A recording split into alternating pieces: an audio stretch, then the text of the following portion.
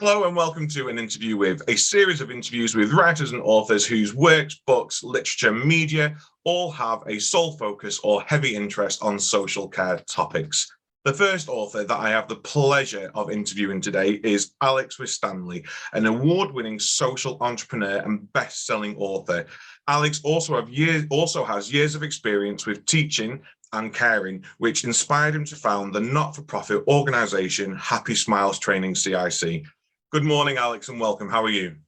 Morning, Adam. Yeah, good, thank you. Yeah, happy Monday morning to you. It's nice to speak to you on a Monday morning.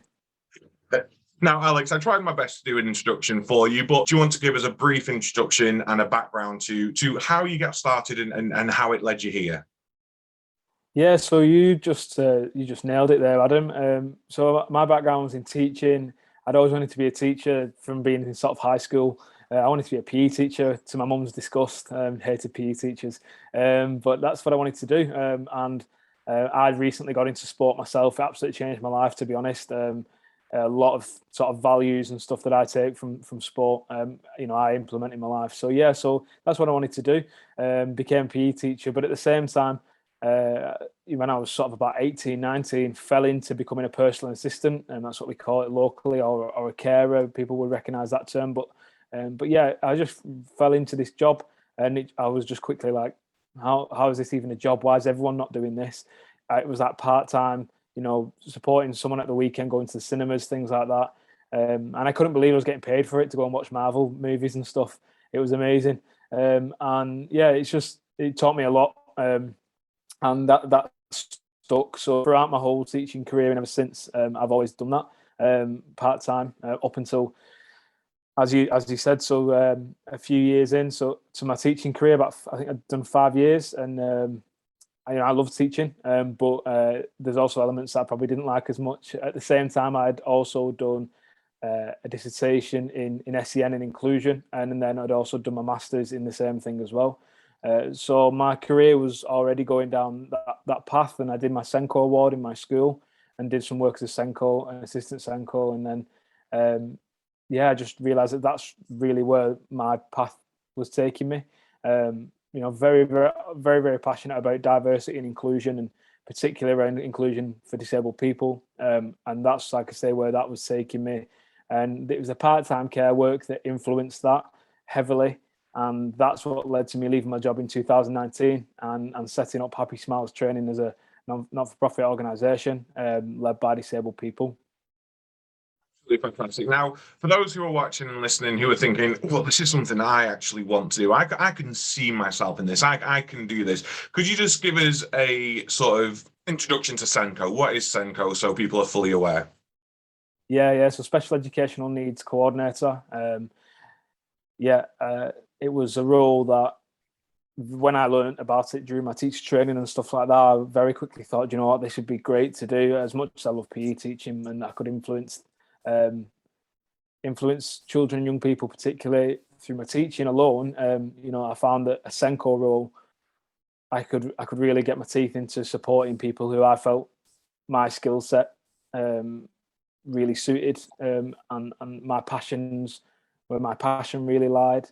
So yeah, essentially a Senko would support any child or young person within a school, primary school or secondary school, who might have additional learning needs, for example, or additional support needs, or SEND, and might have a education, health and care plan. And this is fantastic because my background in social care has predominantly been elderly people and people living with dementia, multiple comorbidities, and it's great to help spotlight the need of social care needs for the younger generations as well, because it applies to everyone within society and everyone within the communities. And I think you're doing an incredible job and have been doing an incredible job to advocate the need for this and for people to join the sector. So, award-winning, tell us about that. What was the award for? How did you win it? Who nominated you? Give us everything. Do you get a nice shiny trophy? Yeah, I've got a pretty cool trophy. Yeah, I have to say, actually, it's lovely. Very cool, like glass square. It's very cool. It's very, very personal to me. It's something I'm very proud of, to be fair. So I guess obviously COVID happened, and the world stopped a little bit and things had to change, and We were about 6 months into setting up this social enterprise. Me and a young disabled young man who I supported, who'd known for over 10 years, and he inspired our organisation. He inspired the name of our organisation. He spent a lot of time in hospital just before we set up, and we asked people to send in pictures of their happy smiles to keep him cheery on his iPad, and hundreds of people sending in pictures, which that's where the Happy Smiles name came from. But yeah, we were sort of 6 months in, and suddenly COVID happened, and primarily we were trying to get into schools to reach children and young people and deliver training, and we've since developed to delivering training to universities, training teachers, staff in universities, staff in schools, businesses, our local council, for example, youth zones, all sorts of different training that we offer now. But at that point, we wanted to keep reaching children and young people. We couldn't get into schools, and so I'd always wanted to write a book about dementia, and because my grandma had dementia, and it's just something that wasn't spoken about. And there's a lot of topics that are in my life that aren't spoken about, things like disability, difference, dementia being one of those, for example. So I just thought, well, I've got a bit of time now. I had a bit of spare time from delivering training. I just started writing it, and it sort of snowballed from there. So we crowdfunded the book successfully towards the end of 2020, 2020 now, losing track of all the years. 2020, the book was crowdfunded. That was after I'd found an illustrator who was recommended to me, who'd already done work on some great children's book series called Adam Walker Parker. So I'll talk about Adam in a minute. But yeah, so we had the illustrator, had this draft, had it edited a few times and stuff like that, and was just learning how to do this process. The book was then released pretty much a year ago today. So and it's quite exciting actually. I'm going to do a giveaway from this week now for any local schools. So we're giving away 30 of the dementia books, and yeah, to celebrate that being its first anniversary. So the book was released end of January 2021, and quickly went on to win a Dementia Hero Award with the Alzheimer's Society, which was unbelievable. So my grandma has dementia, isn't it? My grandma has dementia. That's the book. It's here. So yeah, for anyone watching, you've got it too. Brilliant. Oh, I've got it. Yeah. So that was the first book, and yeah, I'm really, really, really proud. You can see Adam did an amazing job with this book, and the main character is based on my grandma. And if you go to the back of the book, you'll see an actual picture of my grandma just before she passed away. So my grandma passed away just before Christmas. About a month before the book came out, which is a shame, but I'm really, really proud of it because her legacy lives on in impacting children and young people's minds and supporting families. So I'm amazingly proud of that, the fact that her legacy lives on through the book. So the award came about, and I'll be completely honest, I'm not ashamed to say I just sat there just crying my eyes out with my wife and my daughter. Like, I was like, what is going on? Like, have I won this award? Richard Madeley was presenting it, and it was very surreal. So yeah, it was very surreal, and yeah, that inspired me to write more. I'd started writing on some other conditions at the same time, other long-term health conditions that I knew of people who had been impacted by them as well. So I can talk about them now. Yeah, I mean, just touching on what you were saying about not being afraid to say that you cried. I think my uncle has depression. And as much as I've got a history in working with dementia, and I've got family members who are living with dementia at the moment, my uncle has depression is for me the best. And I think for me, it works to remove some of those toxic mask traits that we expect in society, that men can't talk about what they want to talk about and can't open up and can't be emotive. And I think for the younger generation, especially younger boys, people who identify as male when they're younger, I think my uncle has depression is a great book. So do you want to just give us a quick background into this one? Because am I right in thinking most of these books have some sort of basis in your life? You've written from personal experience. 100%, Adam. Yeah. So I'm really, really passionate about lived experience, and that's what we're about at Happy Smiles. All of our training is delivered by lived experience, and I knew the books had to take the same ethos. So obviously there was the dementia book about my grandma, but the second book then was called My Uncle Has Depression, as you say. So that's this one. I've got them all here with me actually. And that book was inspired. My uncle has bipolar, but also I'm a big rugby league fan. I'm from Wigan, so it's not hard. And I'd grown up, obviously, I'd seen a lot of people that I grew up watching play rugby, a lot of heroes, to be honest, to me. Being impacted by depression in some quite severe ways. There's a famous case of a man called Terry Newton who passed away, and that led to the setup of a charity called State of Mind, a rugby league-based mental health charity that I've featured in that book.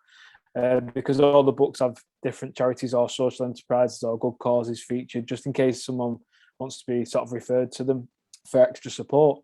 But I had some conversations with different retired rugby league professionals, and they're all really good in sharing their stories. And what I love when we read this book, particularly in schools, we've done a lot of work with Wigan Warriors, local rugby league team, with this book. But when we do read it in schools, it really helps to, we can talk about what some of the illustrations mean. And Adam did an amazing job with these. But for example, some of the stories that some of the players mentioned were quite heartbreaking. And there's one image that here, for example, that children love to talk about, and it shows the uncle celebrating a win, but actually in his mind he's trapped. And that's what one of the ex-players told me. He sort of said, we'd won this big game. We were going to play at Wembley because we'd won it in the Challenge Cup semi-final, and I should have been absolutely over the moon.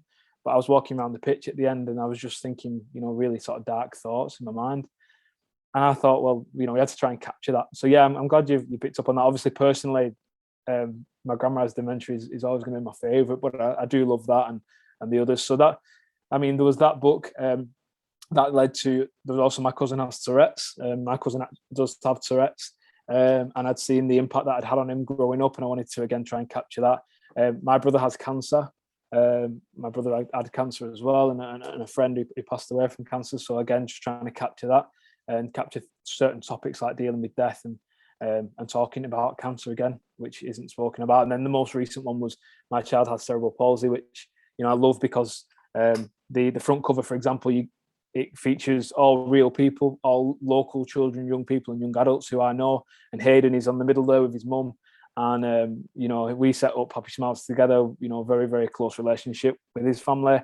And I'd spoke to a lot of parents and carers, particularly parents and carers of people with children with cerebral palsy.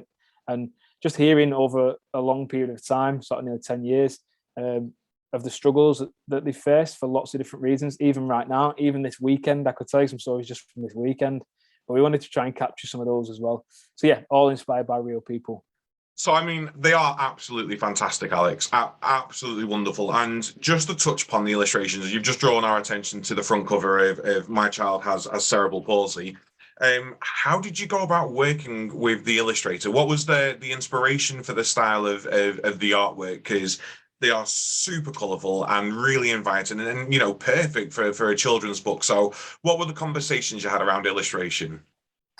Yeah, so Adam was far more experienced than me in illustration, so I had to go with his guidance, and he was amazing at supporting me through that process.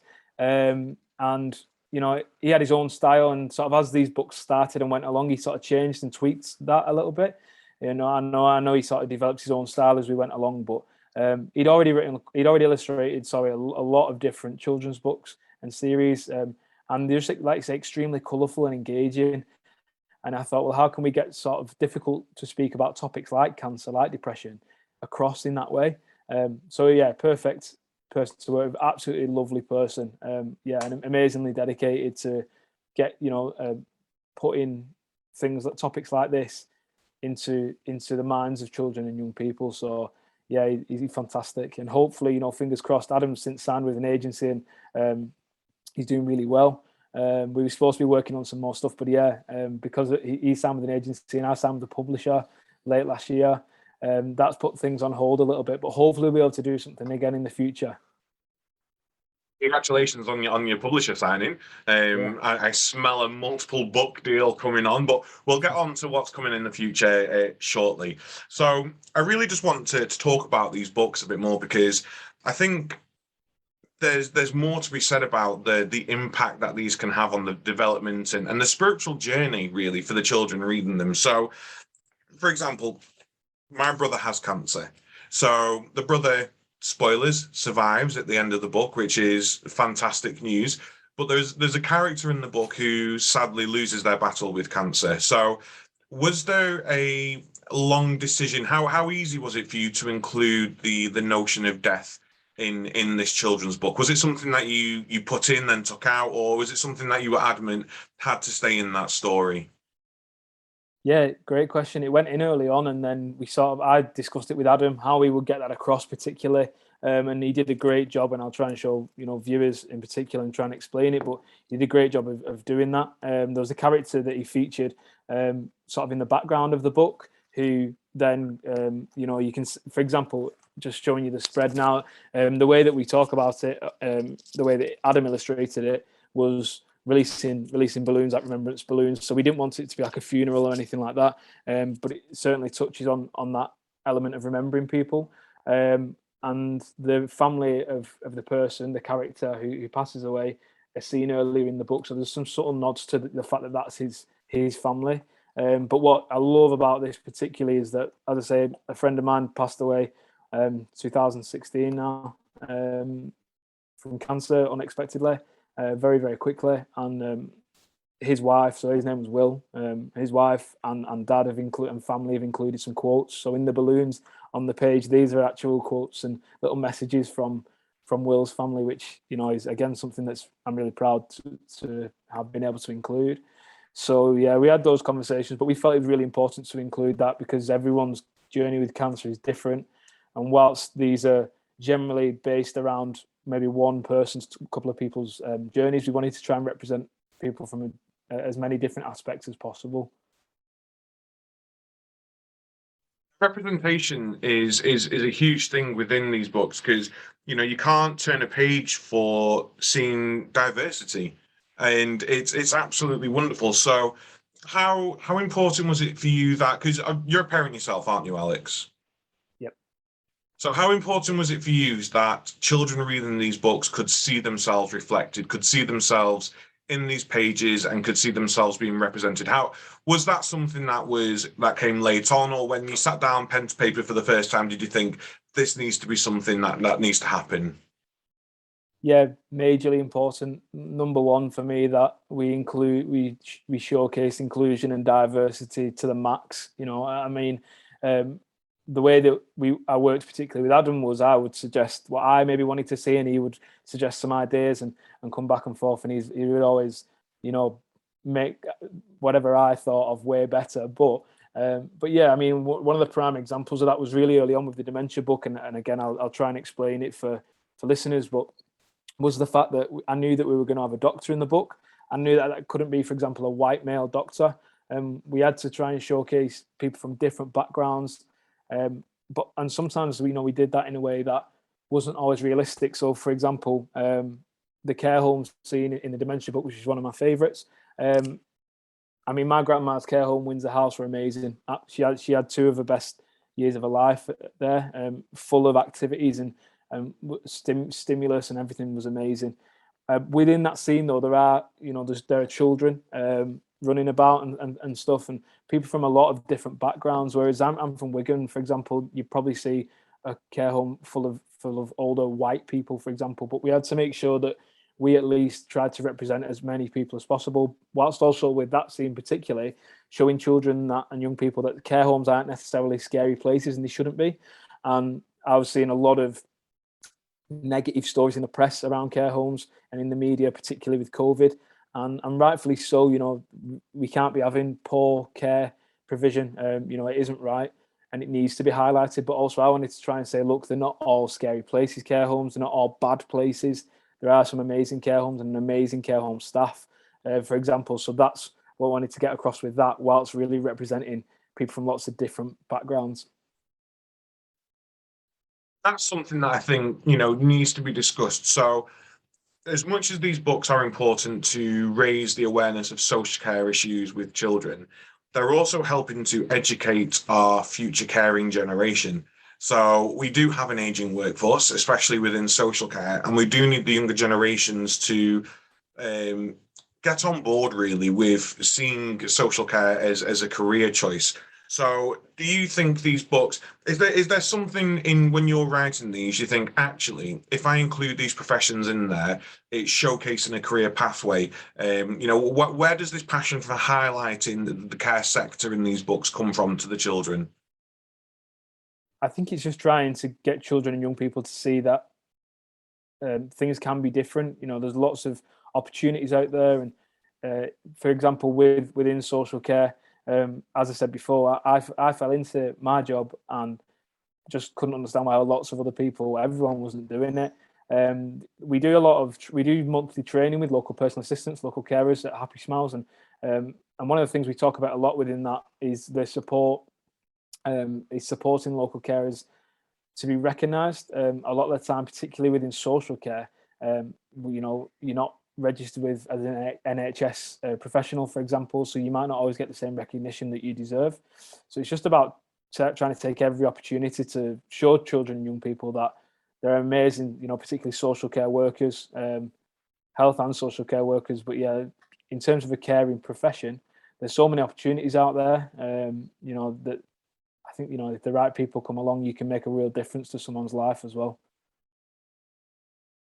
I completely agree. Hands down, social care is one of the best sectors in the world. Well, especially in this country, I love it, and I think people would be daft to not even try and experience it. So we've discussed that these books come from a personal place, and you've got experience which has led to you to writing these. So obviously, especially my grandma has dementia, will have been tough at points, but what would you say has been the hardest part emotionally writing these books? Has there been anything where you've had to go, I need to step back for a minute and take a minute, or has it all come quite naturally? And have you been allowed to flow freely with your creativity? Yeah, really good question. Yeah, it's definitely been, yeah, a flow, I would say. There's been times like with the cancer book, for example, I had to step back a little bit and think how would I best get this across, and yeah, obviously writing the dementia book, particularly, like I say, I'd already written it before my grandma passed away, but then working on it at the same time, and it was ready to be released. And Adam was doing a lot of work on it, particularly finishing the illustrations. That was quite a nice process, to be able to just put a lot of energy into that, which I think helped particularly with the grieving process in a way. Just as I touched on before, knowing that my grandma has that legacy. But there are sometimes, times where it is obviously very personal. So yeah, there's one or two moments where you have to have a little break. Personally, that's sort of what I did. But often I found I got into flow, and I think because it's so personal, because I care so much about the topics and about everything with the books and the people represented in the books, it flowed quite quickly. So let's discuss what's next then. So I don't mean this in a disrespectful way. I hope you've not got much more life trauma to draw upon, because within these five books, there's enough there for anyone in any one lifetime. But where are we going now? I can't see you stopping. I hope you don't stop. You've already said you've signed with a publisher. So are there more books on the way, Alex? Yeah, hopefully, yeah, no, there definitely will be. Yeah, so I signed with the publisher Tiny Tree. Yeah, really, really great organization, and great publishing company. Um, and as soon as I spoke to the directors there, I was like, these people have the same ethos as me, same values. And I asked why they were interested in my books, and they said because of the personal connection that they had with some of the discussions within the books, and everything touched on. So that was good to hear. But yeah, the plan now is to release these five books under Tiny Tree, as a published author, and then we'll see where we go from there. They'll definitely, lots of ideas. I've written a few different ones, not necessarily just about long-term health conditions. One that I'm very excited about is purely around celebrating diversity in quite a child-friendly way, which I'm very excited about, and hopefully we can do something with that. But I am talking to a couple of more local sporting organisations at the minute, Wigan Warriors rugby league team, about doing a book with them, Man United Community Foundation about doing a book with them. And hopefully again they would have touching on elements like cancer, like dementia, etc. So that's quite exciting as well. And I've been having conversations with the Lewy Body Society last year about doing a book specifically about Lewy body, for example, as well. So I'm sure there's going to be a lot of opportunity for different books. So it's just about managing what comes next. So I actually don't know what's going to come first, and so we'll see. But there's a lot of sort of things going on in the background. I've got a suggestion because, full of them. TV show. There has to be along the line somewhere here a children's show, because for those who haven't read these books, they all start with the same 4 sentences, and they're well, 3 sentences, 2 sentences. And I'm not great with grammar in literature, so I've got the dementia book open in front of me. So I hope you don't mind me reading this. So, my grandma has dementia, but what does that word mean? Let's talk it through together. Come along, I'll set the scene. And every single book starts like that, which I think is, genius to start off with. But surely it lends itself for a children's show. You've got to have had conversations, and if not, how do we get them started? It's a good question. Good question. I wish someone knew how to get those started. That would be interesting. But no, I think the reason for that, I sort of knew that when I was writing them, that eventually they would be read in schools. Naturally, we would end up using them at Happy Smiles as well. So I could just envision that being said, and then going on to set the scene with children and young people. I think that's just naturally the way I sort of saw it, and that's why I wanted to use them throughout all the books, really. And that just added to that flow when they were being written. Is that something you think you'll carry on with your books on diversity, or will you go on a different sort of angle with those? I think it would be a different angle. I think this particular series, this My Has series, is that same theme would be kept. But if there's anything different, particularly under different titles or different series, then I'd probably go down a slightly different route. But I do like that repetitiveness, and I think I know children and young people enjoy that. And I can't say what it was, but I wrote a draft recently and sent it to a friend who was teaching in Thailand, and he videoed himself reading it to the class. And at the end, they were reciting it back to him, and I thought, well, that's really cool. So that's absolutely fantastic. Well, you never know. Maybe CBeebies, they have a bedtime story hour, don't they, where people go and read their books. We'll have to reach out, Alex, and get you reading out to them. Fingers crossed. So yeah, fingers crossed. Fingers crossed. The books themselves are absolutely fantastic, and we've spoken about how they can be for teaching, for learning, whether you're going to use them within training or within schools. Has there been any conversations around, maybe not specifically your books, but great news if they are, or books in general that focus on these topics getting on a school curriculum, a specific school curriculum for equality, diversity, and long-term health conditions? Yeah, I mean, I haven't managed to have those conversations yet with anyone at any sort of influential level, but I think it would be ideal if we could make that happen. As been speaking to a lot of people, naturally within what we do and about the books, and that's come up a few times. Quite a lot of people, particularly within your sector, Adam, that people say these need to be in a curriculum, and I would agree. And hopefully, that's something that, as time goes on, more and more of that will happen. Because I do think that's, like I say, people keep mentioning it.